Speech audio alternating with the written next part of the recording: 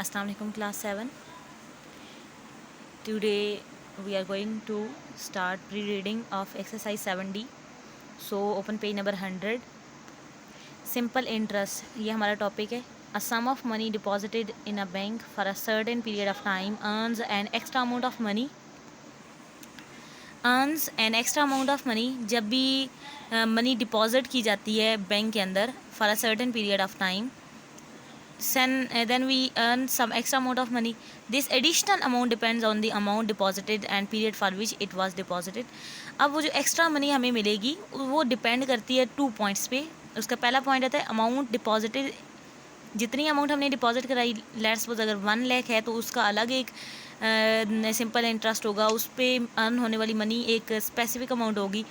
2 लाख पे फिर उसी अमाउंट का डबल होगा. 3 लाख पे उसी अमाउंट का ट्रिपल होगा. और सेकेंड हमारे पॉइंट आता है the period of time, period for which it was deposited, या कितने पीरियड के लिए, कितने साल के लिए उस मनी को डिपॉजिट किया गया था. ठीक है. टू बिगिन विद, या जिसके लिए वो स्टार्ट की थी. Similarly a person may borrow some money from another person or a bank. इसी तरह जब ये बात ऊपर जो थी, जब डिपॉजिट किया गया यानी बैंक में कोई चीज़ रखवाई गई है, मनी रखवाई गई, देन इफ़ पर्सन बोरो, जब वो बोरो करता है some money from another person, या किसी और पर्सन से या बैंक से, विच ही रीपेज आफ्टर सम टाइम, तो की भी बोरो की भी मनी को भी वापस करने का एक स्पेशल टाइम फिक्स कर लिया जाता है together with some additional money. और उस वक्त उस टाइम तक बोला जाता है कि उस ओरिजिनल मनी जो बोरो की गई थी उसके साथ एडिशन ऑफ सम मनी, यानी थोड़ी सी मनी एक्स्ट्रा करके रीपे की जाएगी, यानी वापस दी जाएगी. This amount also depend on the amount borrowed and the time for which it was borrowed. ये भी अमाउंट, जो एक्स्ट्रा अमाउंट, एडिशनल अमाउंट उस बोरोड मनी के ऊपर लगती है, ये भी डिपेंड करती है उस अमाउंट की मिकदार के ऊपर, यानी amount borrowed and the time for which it was borrowed, या उस टाइम पीरियड के लिए जिसके लिए वो बोरो की गई थी. सो अब इस पॉइंट को देखें. The person who borrows money is known as debtor. Debit actually हम कर्जे को कहते हैं, तो डेबिटर वो आदमी जिसने कर्जा लिया हो. And the person who lends it is known as creditor. अब जिसने वो दिया है वो क्रेडिटर कहलाएगा. And the money borrowed is called the principal. और इस मनी को जो बोरो की गई है मनी, इसको प्रिंसिपल कहा जाएगा. ये बेसिक मनी हम कह लें. ठीक है. सो अब इंटरेस्ट की या सिंपल इंटरेस्ट की 2 डेफिनेशन हमारे पास आती हैं. एक उस पर डिपेंड करेगा जो मनी डिपॉजिट करवाई जाती है बैंक में, और एक डेफिनेशन वो होगी जिसमें बोरो की जाती है मनी. सो जो हमने डिपॉजिटर से रिलेटेड है, the amount in addition to the principal यानी बोरोड मनी की ऊपर जो एक्स्ट्रा अमाउंट दी जाती है, the amount in addition to the principal with the bank pays to the depositor. And जो बैंक डिपॉजिटर की तरफ, यानी जो मनी रखवाता है, अगर जैसे यहाँ पे मनी डिपॉजिट करवाई जाती है तो बैंक उस बंदे को उस डिपॉजिटेड मनी के ऊपर वो एक्स्ट्रा मनी पे करता है. ठीक है. जब हम अपनी कोई मनी बैंक में रखवाते हैं तो बैंक हमें उस पर एक amount in addition to the principal, हमारी अपनी मनी जो हमने रखवाई थी, जितनी मनी लेट्स सपोज हमने 1 लाख अगर रखवाया है, तो उसके ऊपर लेट्स सपोज अगर 10,000 बैंक ने पे करना है, तो अब 10,000 एक्स्ट्रा पे करना होगा along with our original amount जो 1 लाख थी. यानी अब बैंक हमें 1 लाख भी हमें वापस करेगा, इसके साथ साथ 10,000 भी जो एडिशन, जो इंटरेस्ट था, लेट्स सपोज वो इंटरेस्ट था हमारा, तो इंटरेस्ट और हमारी ओरिजिनल अमाउंट दोनों हमें वापस करेगा. देन नेक्स्ट डेफिनेशन है the amount in addition to the principal paid by the debtor when repaying the money borrowed. अब जब हमारे पास कर्जादार या डेबिटर मनी जो उसने बोरो की होती है, जब वो बैंक को वापस रीपे करता है यानी वापस देता है, तब उसके ऊपर इंटरेस्ट लगता है. यानी अगर बैंक से किसी भी आदमी ने 1 लाख की बात करते हैं, 1 लाख रुपीज़ उसने बोरो किए, और लेट्स सपोज उसके ऊपर 1 लाख के ऊपर जो इंटरेस्ट रीपे करना था बैंक को, अब ये अमाउंट हम बैंक को दे रहे हैं, वो लेट्स सपोज अगर 5,000 थी, तो जब after some time, after the fixed या सर्टन टाइम, जब वो आदमी अपनी बोरोड मनी को रीपे करेगा, बैंक को वापस पे करेगा, तब उसको 1 लाख तो करना ही करना है वापस, उसके ऊपर उसने 5,000 भी वापस करना है. वो जो 5000 एक्स्ट्रा मनी उसने वापस की है, रीपे की है, वो इंटरेस्ट था, ठीक है। अब क्वेश्चन ये अराइज होता है कि अब 1 लाख था, मैंने आपको बोला कि जब हम 1 लाख डिपॉजिट कर रहे हैं बैंक के अंदर, तब हम जब वो मनी वापस बैंक से लेते हैं, हमने डिपॉजिट की थी तो हमने वापस बैंक से लेनी है, तो हम कह रहे थे कि वो 1,10,000 हमें वापस करेगा बैंक। और जो बोरोड मनी थी वो जब रीपे कर रहे थे वापस बैंक को, तब हमने कहा कि 1 लाख तो हमने वापस करना था, उसके ऊपर 5,000 भी वापस करना था। अब ये किस तरह की कोई रूल तो होना चाहिए ना, जिसके मुताबिक हर आदमी को, यानी ये नहीं कि बैंक एक आदमी के साथ डिफरेंट डील कर रहा है, दूसरे आदमी के साथ डिफरेंट डील कर रहा है, no, it is not possible. उसके लिए बैंक एक रेट ऑफ इंटरेस्ट या एक चीज़ फिक्स कर देता है, उसके रेट ऑफ इंटरेस्ट कहते हैं। उस रूल के ऊपर ही हर आदमी को डिपॉजिटिंग मनी पे भी उसका इंटरेस्ट लागू होगा, वो हर आदमी के लिए सेम होगा। यानी अगर एक आदमी ने 1 लाख लिया, उसके ऊपर इंटरेस्ट रेट लगा, उसने जितना वापस करना है। अब एक और आदमी ने 2 लाख लिया अगर, तो उसने जो 1 लाख वाले आदमी की इंटरेस्ट था, जो उसने अमाउंट वापस करनी थी, उसके डबल 2 लाख वाला आदमी वापस करेगा। यानी हर आदमी के लिए वो सेम रूल अप्लाई होगा, और वो सेम टाइम के लिए, यानी एक मोस्टली 1 ईयर होता है, 1 ईयर के लिए रेट ऑफ इंटरेस्ट रखा जाता है। सो रेट ऑफ इंटरेस्ट हमारी नेक्स्ट डेफिनेशन है, rate of the interest to be paid for a certain sum for fix period of time such as 1 year is known as rate of interest. एक ऐसा interest amount को कहती हैं interest, या वो amount जो पे की जाती है सर्टेन सम फॉर एक ख़ास अमाउंट के लिए। सर्टेन सम ख़ास अमाउंट वो डिपॉजिटिंग मनी भी हो सकती है, या डेबिट जो हम बोरोइंग मनी जो हमने बोरो की होती है वो मनी भी हो सकती है। उसके ऊपर जो इंटरेस्ट पे किया जाता है, ये अमाउंट इन एडिशन, जो अमाउंट इन एडिशन पे की जाती है, वो for a fix period of time, उसके लिए एक फ़िक्स रेशो बना दी जाती है, एक फ़िक्स परसेंटेज बना दी जाती है, उसको रेट ऑफ इंटरेस्ट कहते हैं, ठीक है। So interest is calculated as the percentage on the original amount invested और द लोन। जो इंटरेस्ट जो है वो कैलकुलेट किया जाता है एज अ परसेंटेज, हमेशा परसेंटेज में हमें गिवन होता है, और ये ओरिजिनल अमाउंट जो या तो हमने इन्वेस्ट की होती है या बैंक को दी होती है, और लोन या हमने बैंक से लोन लिया होता है, उसके ऊपर इंटरेस्ट रेट एक परसेंटेज होती है, उसके साथ हम उसको अप्लाई करते हैं। Usually rate of interest is expressed पर ₹100 फॉर 1 ईयर।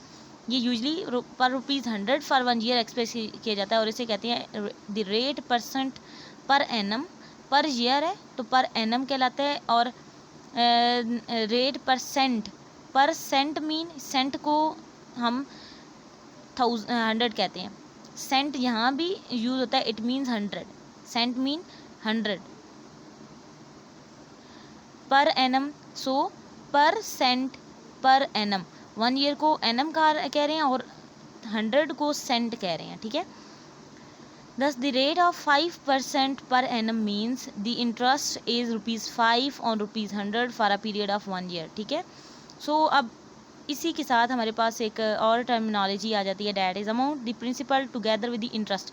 अब हमने जो मनी बैंक को वापस देनी है या बैंक हमें देगा, वो अमाउंट कहलाता है, ठीक है। और वो मनी क्या होती है, प्रिंसिपल।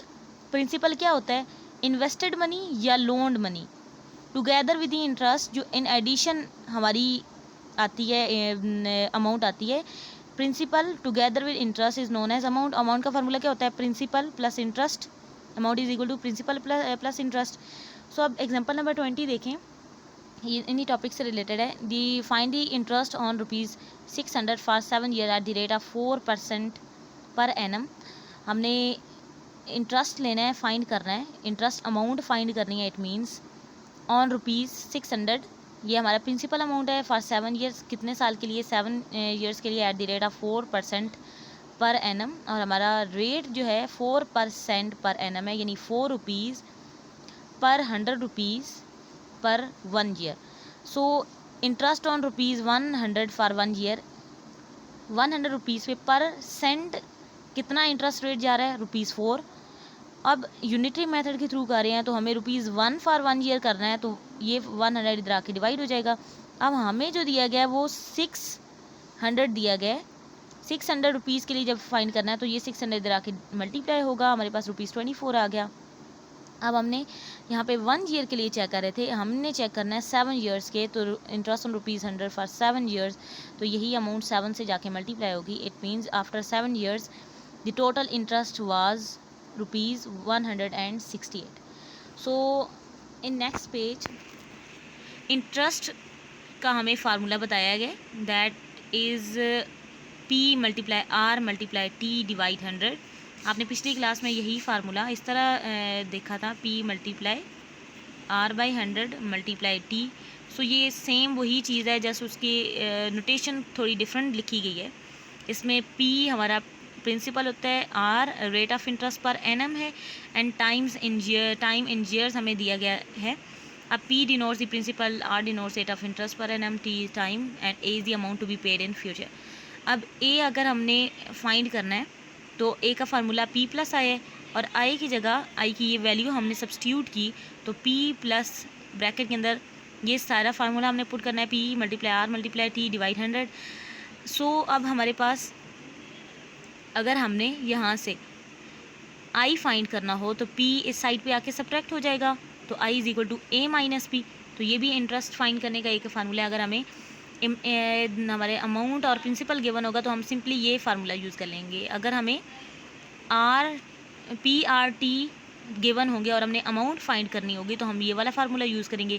अगर हमें सिंपली प्रिंसिपल और I गिवन होगा तो हम ये वाला फार्मूला यूज़ करके अमाउंट फाइंड कर लेंगे. तो ये डिफरेंट टाइप के फार्मूलाज हैं जिनको हम यूज़ कर रहे हैं, ठीक है. अब यहाँ पे आपको एक पॉइंट बताया गया, every country has a central bank which determines which administers public licenses and issues legal tendency currency.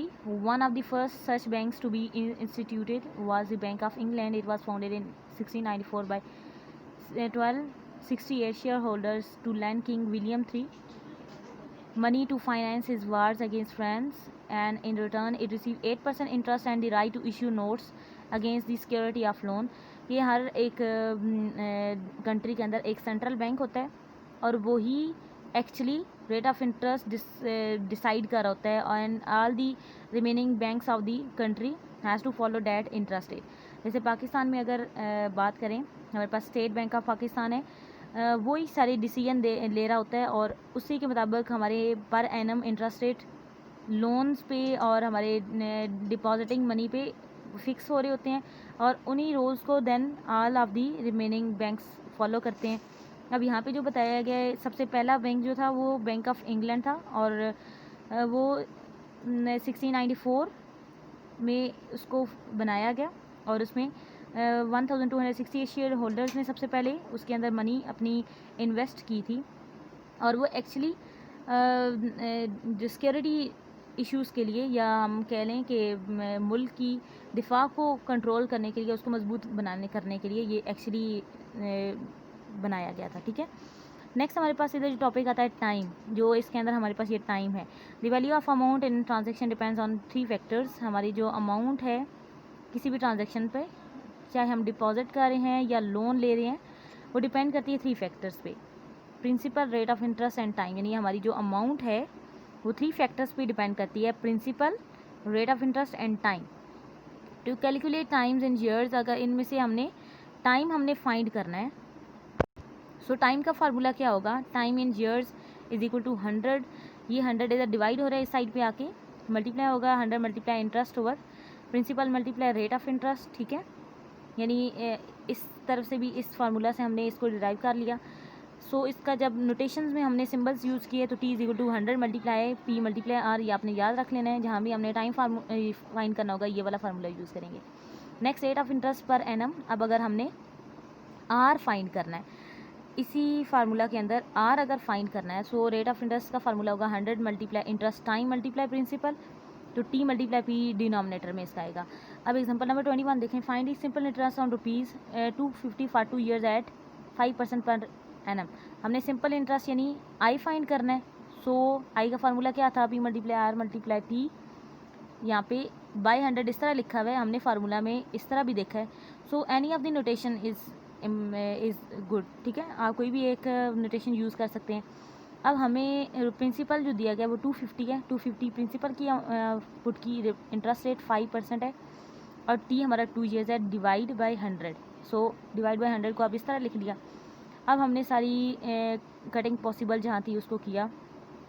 5 1 is 5 5 20 time 100, 5 2 1 is 2 2 10 ज़ार, एंड 10 1 is 10 10 25 ज़ार 250। सो हमारे पास ₹25 या कैलकुलेटर से ये सारा फाइंड कर लें, तब भी आपको सेम आंसर मिलेगा।